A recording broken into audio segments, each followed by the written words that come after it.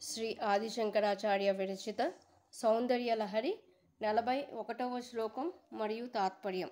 తవాధారే మూలే సహసమయయా లాస్యపరయా నవాత్మానం మన్యే నవరసమహాతాండవనటం ఉభాభ్యామేతాభ్యాముదయ విధిముద్దిశ్య దయయా సనాథాభ్యాం జగ్నే జనకజననీమజ్జగదిదం.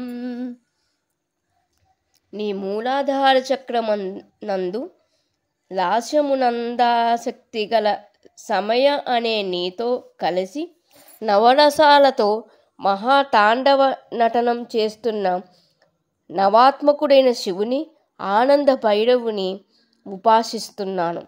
జగతిని సృష్టించాలనే సంకల్పంతో దయతో కూడిన మీ ఇరువురిచే ఈ విశ్వం తల్లిదండ్రులు కలదిగా అయినది. జగతః పితరౌ వందే పార్వతీ పరమేశ్వరౌ అని ఈ శ్లోకం భావం.